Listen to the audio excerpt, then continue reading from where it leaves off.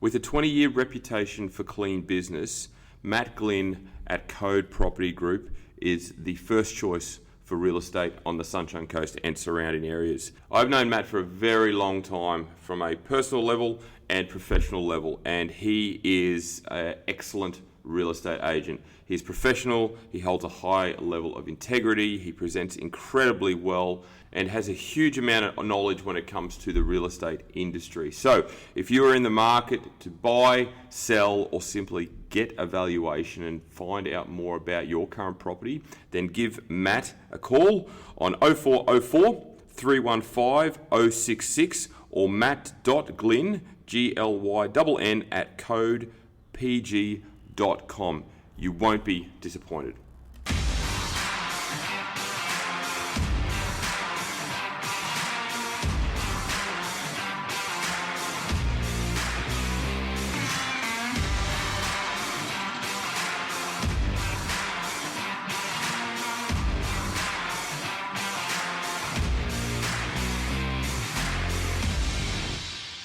Hello and welcome to another edition of the Paul's Body Engineering Podcast. This week, after several weeks of several amazing guests, I'm going to present a solo podcast.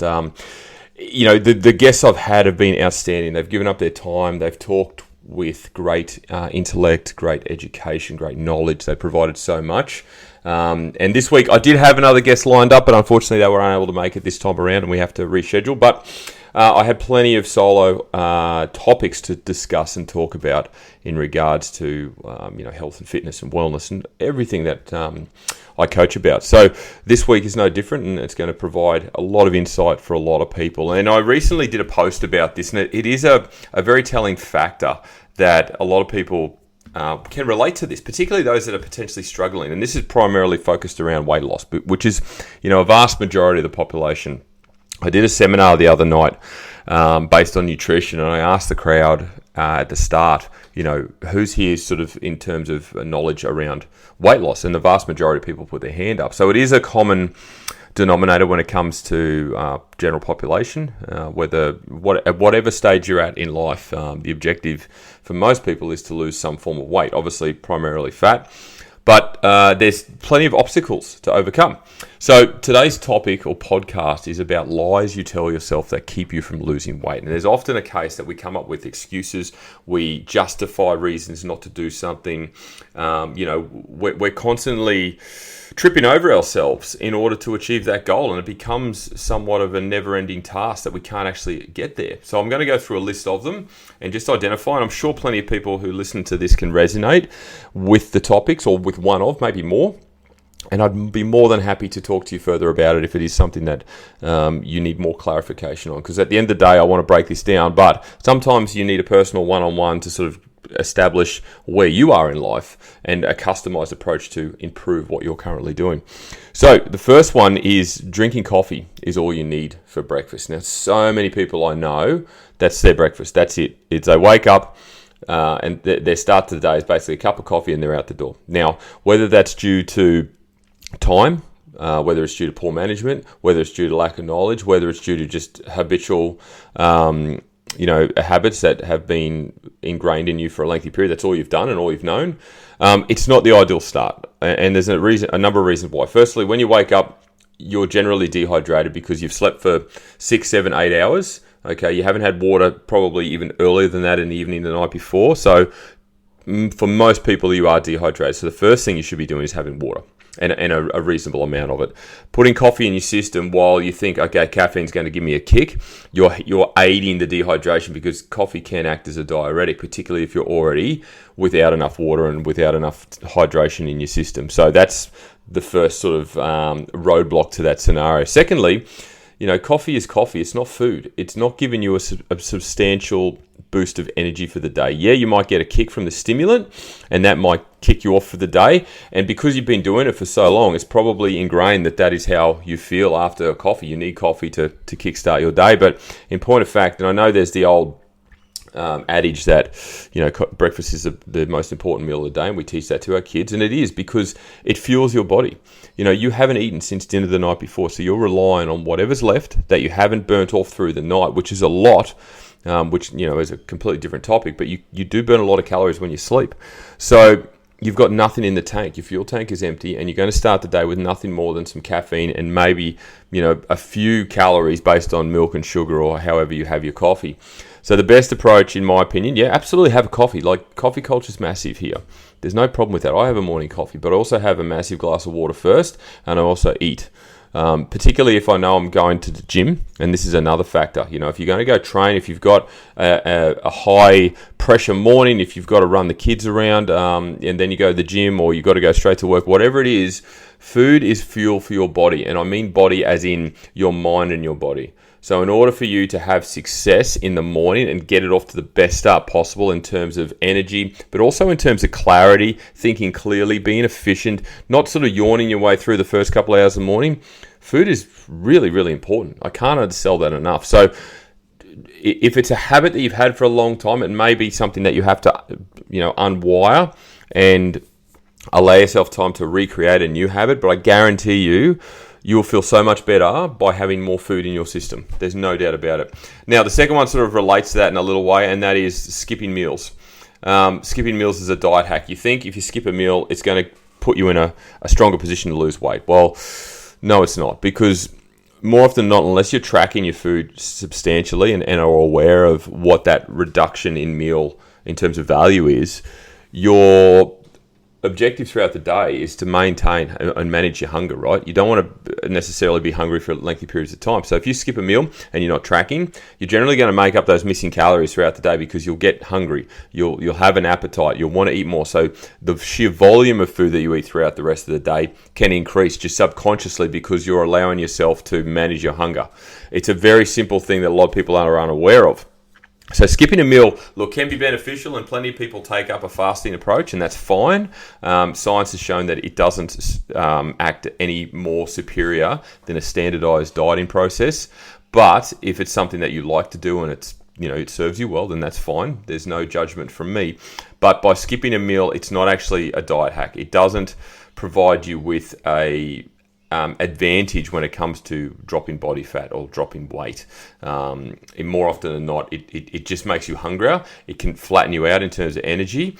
And then you're obviously got the side issue of your metabolic performance sort of heading south simply because you're not fueling your body accordingly at regular intervals.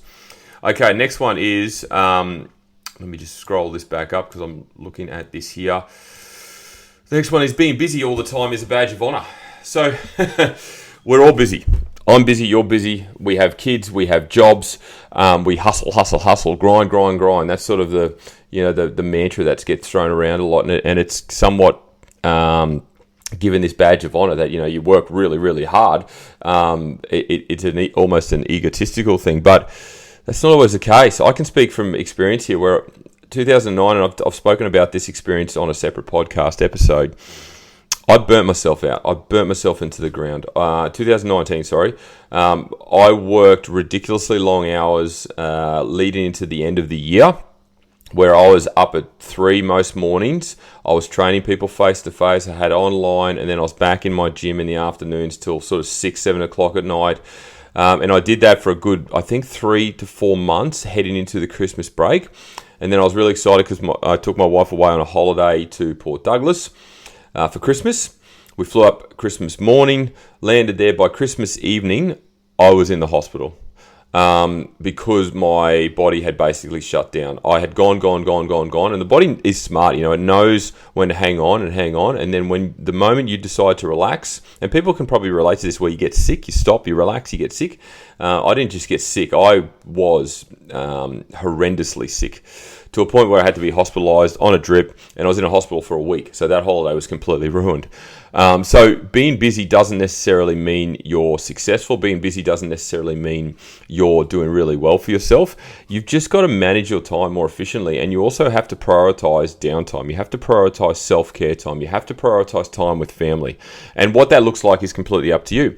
Self-care can be so different for so many people. For me, it's probably tinkering in my garden, managing my bees, mowing my lawn, and then maybe watching some sport on TV, something like that. For someone else, it could be a massage or a walk on the beach or spending time with their dog or their kids. Or gym is very much self-care, but if you train frequently, it probably isn't as well utilized as something else that could be done, once or twice a month. So in terms of self-care, that's very much very much a personal thing, but it needs to be done on a regular basis. It's as simple as that. It has to be done on a regular basis for it to be effective. Okay, next one. Eating clean and healthy is only for dieting.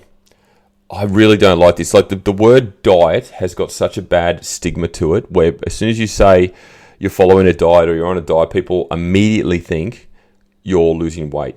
Or if you go out and you order a salad, or if you order something that would be considered clean, or if you eat at home and you make a conscious effort to eat better in terms of food selection, people immediately assume you're dieting, which is no, you're not dieting. I'm just making better choices with my food. I'm fueling my body accordingly. The whole stigma around dieting needs to change. It's terrible. So for anyone that comments like that, you just basically need to correct them, because it needs to be, and this is going to take years and years and years to undo. They need to be educated around the fact that diet does not mean weight loss. If they were on a weight loss diet, you'd say, I'm on a weight loss diet, I'm trying to lose weight. No, I'm on a diet following a certain protocol. I'm selecting my food. I'm being better with my nutrition. That is the process I'm looking at the moment. So that one certainly needs some work. Restricting yourself more will only lead to faster results. No, it doesn't. The old thinking of less is more. Sorry, more is less. Whereby, you do lots and lots and lots of exercise. You train 7 days a week, twice a day. You eat 1,000 calories. Why am I not losing weight? It doesn't work like that. You don't have to punish yourself and drive yourself into the ground in terms of the amount of exercise that you do, and you don't have to restrict the amount of calories that you're doing in order to lose weight. Yeah, sure, at the start you will, but you'll also put yourself into a vulnerable position of being sick, heightening your injury chances, heading into significant bouts of fatigue, not to mention internal issues. You can't survive on 7 days a week training 1,000 calories. Like elite athletes can train 7 days a week, but their calorie intake is ridiculously high to support what they're doing. We've got to remember, food is fuel. Food supports everything we do, not just weight loss. There's a thing called total daily energy expenditure, TDEE. It's a calculation to work out an individual's requirement for calories. How many calories you need in one day to basically maintain. And this calculation is worked about from so many different factors. How many steps you do, how active you are in terms of your job, how is your sleep, how is your stress levels, your hormones and any medical conditions. What type of training do you do? How often do you train? The length of training, the type of training. All these factors play a role. The quality of sleep that you get. You have to look at the broader picture here, not just body weight, not just, okay, I've got to be on 1,000 calories because otherwise I won't lose weight. It's complete rubbish. So restricting yourself is not the answer. And, you've got to ask yourself, when you do look at weight loss as a goal, can I sustain this for a lengthy period of time? And what is my exit strategy beyond that? Very important questions. Okay, extra bites, licks, and tastes don't contribute to your calorie count. Complete and utter rubbish. Of course they do. Anything you consume each and every day contains calories other than water. Okay, water is the only thing on this planet that has 0 calories. So you've got to be very much aware of what we call nutritional leaks. Sauces on the plates, marinades, salad dressings, milk in your coffee, when you're preparing your kids' dinners, snacking off their food because they didn't finish it, licking the knife when you make a sandwich, finishing off the spoon, licking the spoon after you distribute some yogurt. Like, it's so easy and it's so subconscious that we don't even think about it. And it seems so minimal at the time. But if you do this on a daily basis, I guarantee you it can add up very, very quickly. So the more you're aware of it, the more you're going to prevent yourself from doing it. Simple as that. All right, drinking alcohol doesn't affect how you look or feel. Again, complete and utter rubbish. Look up any study regarding alcohol and performance, alcohol and weight loss, alcohol and strength training, alcohol and exercise. There's a lot of research out there now to support the fact that alcohol can really affect you. Like if you've ever had a few too many drinks one night, you wake up feeling rubbish, right? And that's obviously a typical hangover. But a hangover is comprised of dehydration, lack of food, lack of water in your body. Your body is over 80% water. But because the alcohol's sitting in there, it's going to make you feel sluggish and flat and unenergetic. And it takes you 2 or 3 days to come good from that. So I'm not saying don't drink it, but I'm saying be aware of the repercussions of those decisions. Next is, on the weekends, you deserve to let loose and abandon your plan. I spoke about this in the seminar the other night. The weekends, for most people, are the Achilles heel. And it's an ongoing vicious cycle whereby you can't control the weekend because there's less structure. You know, Monday to Friday, you're pretty well structured. You've got work to go to, you know how that looks. You start at this time, you finish at this time. You've got kids to get to school before and after. Your days are pretty structured and you've got to manage your time efficiently. Come Friday evening into Saturday into Sunday, all of that structure goes away because you generally don't have too much on other than maybe running some kids to sport or some personal errands you've got to do. So the weekends become wide open and you also are exhausted, you're fatigued. So the last thing you feel like doing is preparing food. But if your calorie intake exceedingly expands and increases over Friday into Saturday into Sunday, you'll be surprised at how much that can impact your week. And then the cycle starts again. Right, diet starts on Monday and away you go. And it just goes around and around and around. Look, if you're happy with that and you've maintained that as a sort of a happy medium and it seems to be working for you, fine, that's great. But if you're trying to lose weight and you're not having success, have a look at your weekend. Have a look at the breakdown. Try and come up with a strategy to manage it better. Just have one meal out. Have one loose meal. Stick to your plan more. Manage your days a little bit better. Plan in advance. It goes a long way to you having success. All right, sleep. You can sleep when you're dead. Well, you can, technically. But at the same time, you don't want to sacrifice sleep for, just the grind or, sleep. People underestimate sleep, and again, I'll go back to one of the previous statements I made about just grinding and hustling and getting things done. And you're sacrificing sleep in the process of this. Sleep is when we rest. Sleep is when we restore. Sleep is when we repair. So we put our bodies through a lot every single day, whether it's stress, whether it's training, whether it's mental fatigue, whether it's physical fatigue. And we've got to have an opportunity to rest. It's like your phone. Your phone goes on charge every evening, right? Because it needs to be restored for the next day because you need it. The body's exactly the same. You have to have adequate amount of sleep, otherwise fatigue will build up and build up and build up, and then training gets harder. Okay, you feel less like training because your motivation is down because you feel tighter. You're heightening the chance of injury, and you're more likely to drop off your routine because of those factors. So, yeah, you do not want to sacrifice sleep. You can't bank sleep. You've got to be consistent with it. And if it means getting to bed earlier and sacrificing time on your phone, sacrificing time watching Netflix or whatever, sometimes sacrifices need to be made. It's as simple as that. Okay, next one. Doing cardio is more helpful than lifting weight. Look, it depends who you are and it depends on your goals, but we know, and I've publicly shared a lot of information lately about the benefits of lifting weight in terms of longevity. It's the organ of longevity. You want to live a longer, healthier, strong life, then you have to be lifting weight. You have to protect your body. You have to build a bulletproof body. Cardiovascular training or cardio is very much styled or built around improving your cardiovascular system and your heart health. Your weight training is built around protecting your body, ensuring that you can be mobile when you're older, ensuring that you can move, get off the toilet, get out of bed, run after your kids, run after your grandkids, not have bones breaking down, not have bone health an issue, not have joint health an issue, keeping your mind clear and active. Like so many people who get into their late years, 70s, 80s, 90s, their mind starts to break down. They start to lose memory. They start to develop, obviously dementia and things like that. This is potentially preventable through lifting weight, believe it or not. So lifting weight is so important. Hormonal regulation and balance as we get older as well. So many benefits come off the fact of lifting weight. You can easily combine the two, have a little bit of cardio, a little bit of weights and spread it across the week to benefit both parts. But lifting weight should be a priority, particularly as we get older. All right, working out every day leads to more results. No, it doesn't. Look, if you're an elite athlete, sure, absolutely. But I guarantee you, if you speak to any elite athlete, they have rest days. They have periods of recovery because that is so important to their ability to get back in and train again.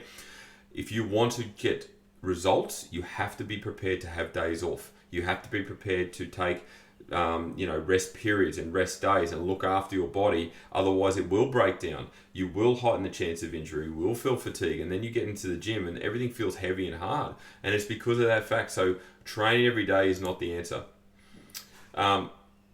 Walking isn't intense enough. Look, walking is so underrated. Walking provides us with an exercise that is low impact. Okay. You can walk for hours if you really wanted to without, obviously, feeling like you've run a mile or run a marathon. It's great for the head. It clears your mind. And whenever I've had a crappy day or a stressful day, I go for a walk and it really helps. It can't be undervalued. It really can't. And it should be something everyone does on a regular basis. If you walk by yourself, you can listen to a podcast. You can utilize the time wisely. You can join a walking group. You can walk with friends, catch up with friends and go for a walk. There's no reason why everybody shouldn't be walking more. Walk your dog, walk with your kids, walk on your own. Develop a step count target so that you are more motivated to go for a walk. But it is tremendously beneficial in terms of what it provides, in terms of the body, mental health, but also it does burn calories. And if you're doing 10,000 plus steps a day, there's a significant calorie expenditure there. So it's going to contribute to weight loss. You've just got to be prepared to do it at a consistent rate and, make it a priority. Put it in as part of your week. I believe that should be something that everyone should consider, no matter where you are at in stage of life.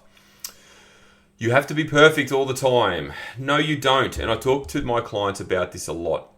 A lot of clients or a lot of people are chasing perfectionism. They want a 10 out of 10 training session. They want 10 out of 10 from their diet. They want 10 out of 10 from their week in terms of being organized, their water intake, their mindset.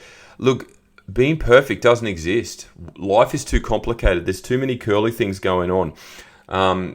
We've got so many things in front of us in terms of stress, anxiety, depression, just general pressures of life, whether it's financial, whether it's paying your mortgage, whether it's getting to work, whether it's kids growing up. You're not going to be perfect. So take that pressure off yourself and allow yourself an opportunity just to be consistent. If you're an 8 out of 10 every single week, that's fucking amazing. Do that. Stick to that. If you can find yourself improving from an 8 to a 9, even better. But as long as you're consistent with your approach and everything around it, you're going to get results. It's as simple as that.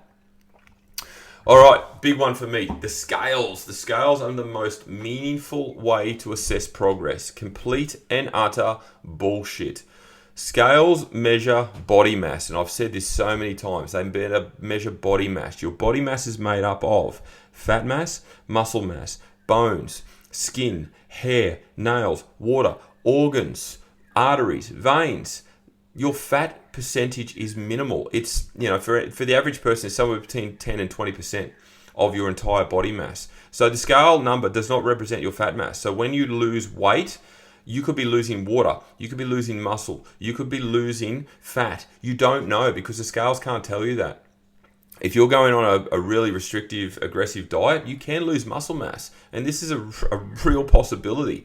So don't put all your eggs in the scale basket. Allow yourself to measure and assess other facets of your week. How was your sleep? How is your training performance? How is your technique? Okay, how is your consistency? How was your dieting adherence? How was your stress management? Do you measure yourself? Do you take photos? These tell so much more than just the scales. I would rather throw the scales away than use them as a primary tool of assessing progress. The next quick fix you try will be the one that finally works. I'm sure this relates to so many people. Have you continually gone round and round in circles? I'm going to try this. Then I'll move on to this one. I'll try this 6-week challenge. I'll try this dieting process. I've ordered this thing offline. I'm going to follow that for a while. Why don't you stick to something for the same period of time and just be consistent? Be consistent. Stop jumping from trainer to trainer, coach to coach, program to program, because everyone's got a different approach. And while it may work on the surface in terms of what you're seeing and how it's marketed, it may not work for you. It may not be sustainable. And if you lose a lot of weight in a short period of time, have you got an exit strategy? Do you know how to manage that after the fact? So don't keep jumping around. Focus on something really simple that you can manage, that you can stick to, and generally speaking, if you're consistent, it will work. All right. Next one is rest is not required, and you are weak if you give yourself permission to rest. Plenty of people tell me this, that they feel guilty when they take a rest day, particularly if it's unscheduled. You've got to take rest days. I've often told clients who have been working around the clock, like if they're working big days for their job, like I've got paramedics and miners and nurses and stuff, and they're pulling 12-hour days, some night shifts and things like that. I often give them 3 or 4 days off in a row to recoup, because you combine that with obviously training fatigue and dieting fatigue, your body's under tremendous stress. So you are not weak if you take an extra day off. Far from it. You're actually smart, and you're smarter than the average person because you're managing the expectation of what you're trying to do, and you're looking to the future in terms of a long-term goal. So no, you're not weak. You are actually being really, really smart about it.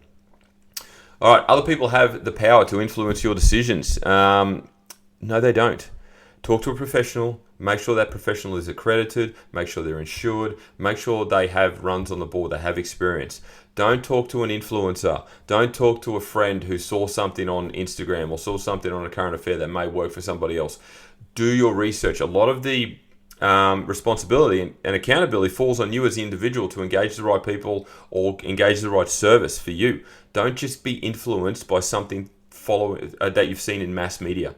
It doesn't always work. Unfortunately, we're thrown at so much information now, social media, YouTube, streaming services, advertising, magazines, newspaper. It's all there, and it all is marketed to us as the next big thing. But often the simplest things work the best. There's no need to get confused and overwhelmed in this process.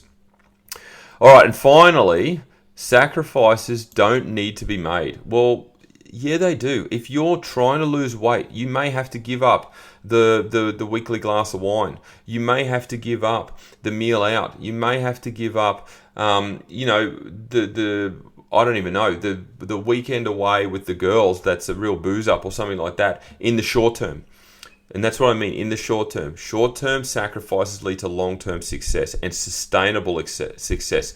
There's no reason why after a 6-month window of being really consistent, you can have, a decent meal out. You can go away with the girls and have a couple of, glasses of wine or Chardonnay or whatever it is, because you've learnt through that 6 months. You know how to manage your diet a lot better. You know what consistency looks like. You've built up some muscle mass. You've built up some momentum. Therefore, when you go away or when you have a loose weekend, you're pretty keen to get back into it because you've ingrained that in your lifestyle. It's the change of your lifestyle. Your lifestyle needs to be changed in terms of better habits that oversee and overcome and overwhelm the poor habits so that they get diminished over time. And you change your lifestyle. And people sometimes are not prepared to do this. And this is obviously the point of this podcast. And I go back to the very first slide, which is the title of this podcast, Lies You Tell Yourself That Keep You From Losing Weight. Sometimes people are not prepared to give up things.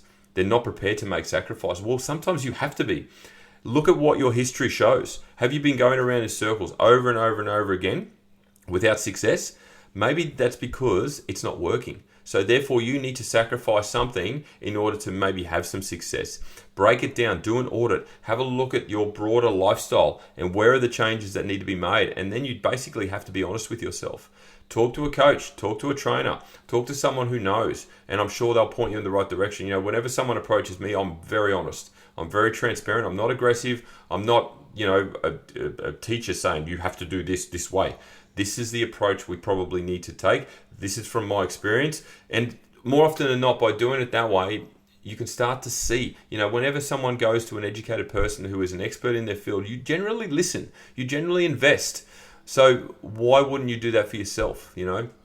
Don't be afraid to invest in yourself. Don't be afraid to invest in your future. Don't be afraid to invest in someone that's going to help you achieve that future. Otherwise, time just goes by. Like, we are already in February of 2025. I guarantee you, Easter's just around the corner. Next thing you know, it's winter, and then we'll be talking about Christmas. This year will fly by, and you'll look back and go, wow, I really haven't done too much other than spin my wheels, tread water, and I'm still where I was, 6 months earlier. Nobody wants that. So let's push ahead. So I hope this podcast was educational. Look, it may be confronting. Some of these points that I raised can be triggering for some people because they just haven't made that step forward yet, and that's okay. I've got no problem with that.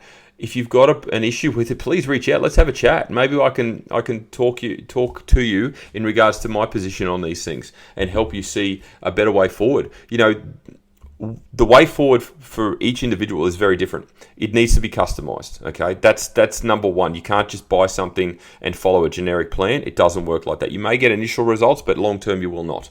So you need to be customized. So invest early, learn, change your habits, be prepared for patience and sustained success. And like I said, you may have to give up some things in terms of a sacrifice in order to see success over the long term. But I guarantee you, 6 months from now, 12 months from now, you'll look back and you'll be so grateful that you did make that change. And you'll be telling your friends, and then your friends will be asking how you did it as well, which is always a compliment. All right, I'll finish up there. Thank you once again for tuning in. If you've enjoyed this podcast, please share it across your stories. Tag myself at Paul's Body Engineering. If you're interested in any of my coaching services, free consultation, whether it's Zoom, whether it's face-to-face, or whether it's a phone call, just send me a DM, send me an email, jump on my website and have a look around, paulsbodyengineering.com. My main social media is Instagram, so please jump on there, follow me, but also have a look in the bio at all the different services and coaching options available. But other than that, this is Friday, so have an amazing Friday, and as I say to every client every single day, just have a great day. Are you looking to shed a few kilos, change your composition, improve your relationship with food, increase your strength, or simply just have a better accountability level? Then maybe coaching is for you. I now offer online coaching in a number of capacities, from week to week, fortnightly, monthly, and of course nutrition-only coaching. So if you are interested or want to know more, simply jump on paulsbodyengineering.com or simply send me a DM.